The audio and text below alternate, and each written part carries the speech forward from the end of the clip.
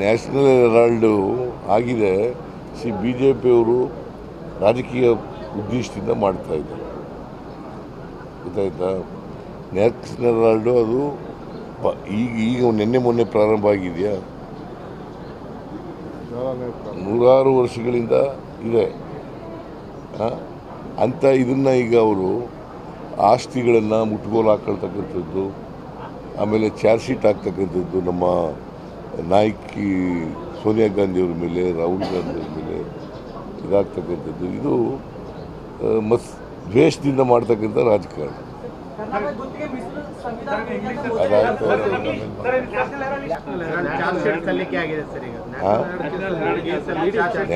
National ಹೆರಾಲ್ಡು ಆಗಿದೆ. BJಪಿಯವರು ರಾಜಕೀಯ ಉದ್ದೇಶದಿಂದ ಮಾಡ್ತಾ ಇದ್ದಾರೆ. ಅಭಿ, ಸೈಡ್ ತಗೊಳ್ಳೋದು ಬೆಟರ ಅಥವಾ ಅಪಾರ್ಟ್ಮೆಂಟ್ ತಗೊಳ್ಳೋದು ಬೆಟರ?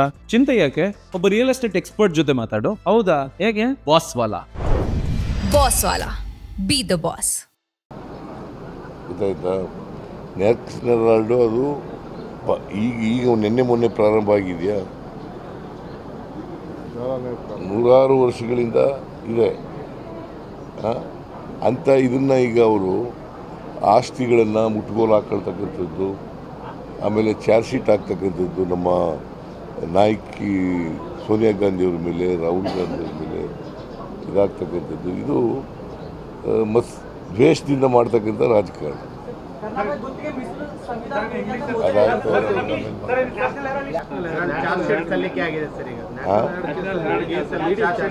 ನ್ಯಾಷನಲ್ ಹೆರಾಲ್ಡು ಆಗಿದೆ.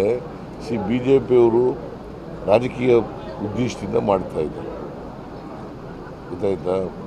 ನ್ಯಾಷನಲ್ ಹೆರಾಲ್ಡು ಅದು ಈಗ ನಿನ್ನೆ ಮೊನ್ನೆ ಪ್ರಾರಂಭ ಆಗಿದೆಯಾ? ನೂರಾರು ವರ್ಷಗಳಿಂದ ಇದೆ ಅಂತ. ಇದನ್ನು ಈಗ ಅವರು ಆಸ್ತಿಗಳನ್ನು ಮುಟ್ಗೋಲು ಹಾಕೊಳ್ತಕ್ಕಂಥದ್ದು, ಆಮೇಲೆ ಚಾರ್ಜ್ ಶೀಟ್ ಆಗ್ತಕ್ಕಂಥದ್ದು ನಮ್ಮ ನಾಯಕಿ ಸೋನಿಯಾ ಗಾಂಧಿಯವ್ರ ಮೇಲೆ, ರಾಹುಲ್ ಗಾಂಧಿಯವ್ರ ಮೇಲೆ ಇದಾಗ್ತಕ್ಕಂಥದ್ದು, ಇದು ದ್ವೇಷದಿಂದ ಮಾಡ್ತಕ್ಕಂಥ ರಾಜಕಾರಣ.